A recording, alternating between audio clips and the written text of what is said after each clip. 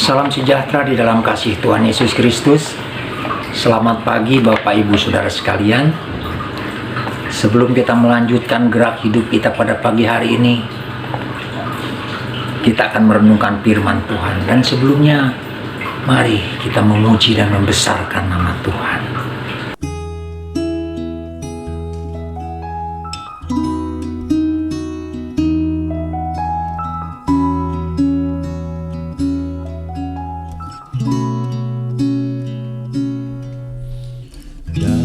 Segala perkara Tuhan punya rencana yang lebih besar dari semua yang terpikirkan. Apapun yang kau perbuat, tak ada maksud jahat. Sebab itu ku lakukan semua denganmu Tuhan. Ku tak akan menyerah pada apapun juga, sebelum ku coba semua yang ku bisa, tetapi ku berserah kepada kehendak-Mu. Hatiku percaya Tuhan punya rencana.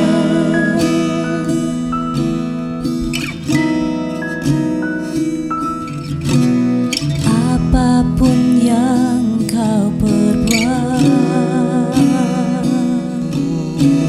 tak ada maksud jahat.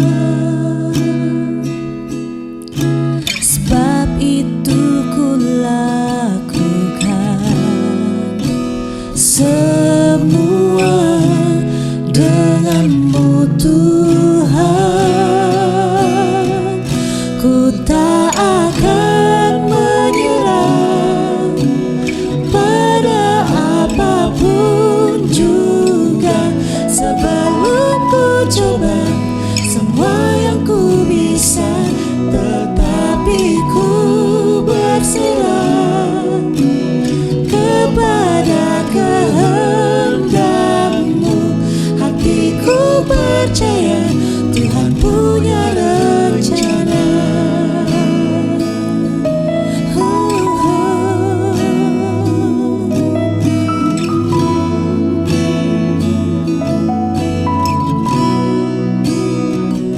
Ku tak akan menyerah pada apapun juga, sebelum ku coba semua yang ku bisa, tetapi ku berserah kepada kehendak-Mu.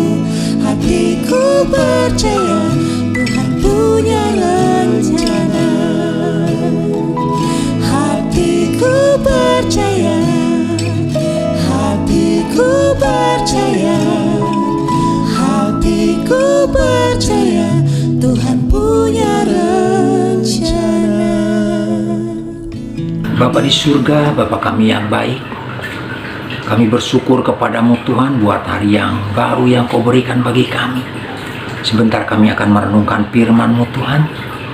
Biarlah Roh Kudus-Mu menolong kami untuk kami bisa memahami akan firman-Mu Tuhan, untuk menjadi landasan bagi kami, untuk kami beraktivitas khususnya pada pagi hari ini. Di dalam nama Tuhan Yesus Kristus kami berdoa dan mengucap syukur. Haleluya. Amin. Selamat pagi Bapak Ibu Saudara sekalian. Kita akan merenungkan firman Tuhan. Firman Tuhan pada pagi hari ini kita akan baca di dalam kitab Hakim-Hakim, pasalnya yang ketiga. ayat yang ke-12 sampai ayat yang ke-15. Alangkah baiknya nanti Bapak Ibu Saudara sekalian membaca sampai ayat yang ke-30. Saya bacakan untuk saudara. Hakim-Hakim 3 ayat yang ke-12. Ehud, tetapi orang Israel melakukan pula apa yang jahat di mata Tuhan. Lalu Eglon Raja Moab diberi Tuhan kuasa atas orang Israel. Oleh sebab mereka telah melakukan apa yang jahat di mata Tuhan. Raja ini mengajak Bani Amon dan Bani Amalek menjadi sekutunya. Lalu majulah ia dan memukul orang Israel kalah. Kota pohon korma diduduki mereka. 18 tahun lamanya orang Israel menjadi takluk kepada Eglon Raja Moab. Lalu orang Israel berseru kepada Tuhan, maka Tuhan membangkitkan bagi mereka seorang penyelamat, yakni Ehud anak Gera, orang Benyamin, seorang yang kidal. Dengan perantaraannya orang Israel biasa mengirimkan upeti kepada Eglon Raja Moab. Saudara, kitab Hakim-Hakim ini menceritakan tentang siklus iman bangsa Israel. Ketika iman mereka sedang on fire, mereka hidup dalam damai. Tetapi ketika iman mereka sedang on fire, mereka memberontak, maka ketakutan dan kegelisahan menyelimuti mereka. Saudara, siklus iman ini terus berlangsung, dan siklus iman ini pun bisa menghinggapi saudara dan saya. Kapan saja dan di mana saja, tidak pandang latar belakang, siklus iman ini akan kita hadapi dan kita alami. Dan saudara, terkadang Tuhan suka menyisakan musuh-musuh. Ya, musuh-musuh disisakan supaya kita tetap setia, supaya kita tetap berjaga-jaga, dan Tuhan mau melatih kita untuk berperang. Saudaraku, saudara bisa baca di dalam Hakim-Hakim 3 ayat yang pertama dan yang keempat. Tetapi pada pagi hari ini kita mau belajar dari seorang Ehud, saudara. Ehud ini sebuah kisah heroik, saudara. Kisah pahlawan. Ehud seorang yang kidal. Dia menggunakan tangan kirinya, saudara. Inilah sebuah keunikan. Mungkin bagi orang kelemahan, tapi ini keunikan, saudara. Dan Ehud tidak pernah merubah passionnya dia. Dia tetap menggunakan tangan kirinya. Jadi yang pertama kita mau pelajari dari Ehud, tetaplah dengan passion yang Tuhan berikan kepada kita. Kalau ada pemain musik yang punya gaya tersendiri, tetaplah dengan gaya itu. Kalau ada singer memiliki gaya tersendiri, suara vokal khusus, tetaplah itu. Perbedaan-perbedaan itu akan memperkaya. Perbedaan-perbedaan itu akan memperkuat kerajaan Allah, akan memperkuat kemuliaan Allah. Jadi tetaplah dengan passion itu, saudara. Dan yang kedua kita belajar dari Ehud, dia pribadi yang tidak pernah menunda-nunda. Ketika dia mendapatkan tugas dari Tuhan, dia dibangkitkan oleh Tuhan untuk memimpin Israel. Dia tidak menunda-nunda. Dia langsung mengeksekusi proyeknya Tuhan itu. Saudara bisa baca di dalam ayat yang ke-16 dan yang ke-17. Di situ dikatakan, dan Ehud membuat pedang. Kemudian ia menyampaikan upeti kepada Eglon Raja Moab. Artinya saudara, dia tidak menunda. Dia langsung bergerak. Saya kagum dengan para penatua di gereja kita dan Bapak Gembala, yang selalu ketika ada proyek Tuhan, mereka tidak menunda. Mereka langsung mengeksekusinya dengan cepat. Yang terakhir, proyek Tuhan, renovasi toilet, luar biasa, dieksekusi dengan cepat. Itu menjadi teladan bagi kita di masa-masa selanjutnya. Saudaraku, hal yang ketiga yang Ehud miliki adalah dia bergerak sendiri. Ini saudara, Ehud bergerak sendiri. Kalau saudara baca di dalam ayat yang ke-19 dan yang ke-20. Tetapi ia sendiri berhenti pada batu-batu berpahat. Lalu Ehud masuk mendapatkan dia, sedang ia duduk sendirian di kamar atas di rumah peranginannya. Berkatalah Ehud, ada firman Allah yang kubawa untuk tuanku. Lalu bangunlah ia berdiri dari tempat duduknya, dan seterusnya Raja Eglon dibunuh. Saudara, Ehud bergerak sendiri. Saudara, terkadang saat-saat sendiri dengan Tuhan itu adalah saat-saat yang istimewa, saat-saat yang paling indah, di mana ada cerita-cerita antara kita dengan Tuhan. Saudara, kita tidak perlu bareng-bareng ketika menghadapi situasi tertentu.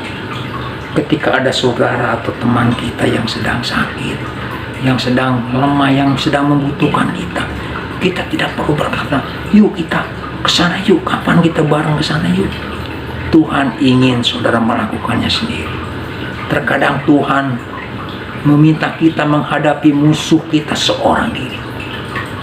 Lakukanlah saudara, sendiri saja bersama Tuhan, seperti yang Ehud lakukan. Apa bedanya antara Saul dan Daud, saudara? 40 hari Goliat menantang Saul, dan Saul tidak bergerak.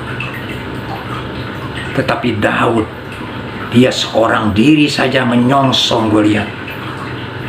Bersama Tuhan, dia kalahkan Goliat.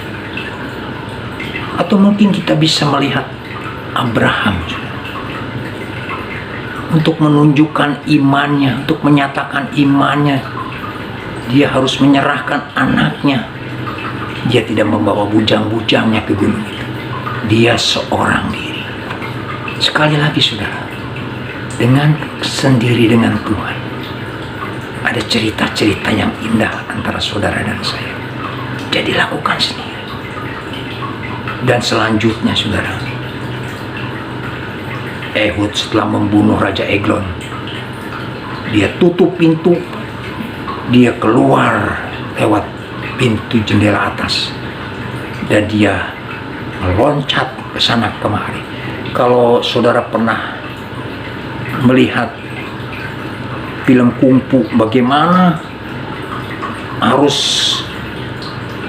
loncat di antara atap, atau saudara pernah melihat tarian parkour yang harus meloncati atap-atap untuk melarikan diri, itu sudah dilakukan oleh Ehud. Dia seorang yang lincah, saudara. Dia melepaskan diri. Dan selanjutnya Ehud meniup sangkakala dan mengajak bangsa Israel untuk menyerang, dan akhirnya mengalahkan bangsa Moab. 10.000 orang tewas pada hari itu. Saudara, ini kisah heroik. Dan pada pagi hari ini Tuhan mau membangkitkan Ehud-Ehud baru. Dan Ehud-Ehud itu adalah saudara dan saya. Mari saudaraku, biarlah pada hari ini kita jangan menunda-nunda. Kita harus berani bergerak sendiri, dan kita harus lakukan dengan passion sendiri yang Tuhan berikan kepada kita. Dan biarlah nama Tuhan dimuliakan. Tuhan akan menjadikan saudara dan saya pahlawan-pahlawannya. Puji Tuhan, saudara. Firman Tuhan tidak saya panjangkan. Kiranya Tuhan Yesus memberkati. Kita berdoa, saudara. Bapa di surga, terima kasih buat firman-Mu. Kisah heroik yang Kau tunjukkan, Kau bangkitkan Ehud di masa lalu bagi bangsa Israel. Biarlah Kau bangkitkan juga Ehud-Ehud di masa ini, di dalam kehidupan kami Tuhan, sehingga kami boleh berani menghadapi musuh seorang diri. Biarlah kami juga boleh tidak menunda-nunda setiap rencana-Mu Tuhan, dan biarlah kami boleh menyongsong dan menyambut jiwa-jiwa yang membutuhkan kami. Terima kasih Tuhan. Tolonglah kami Roh Kudus, untuk kami bisa melakukan firman-Mu pada hari ini khususnya Tuhan. Di dalam nama Yesus kami berdoa dan mengucap syukur. Haleluya. Amin.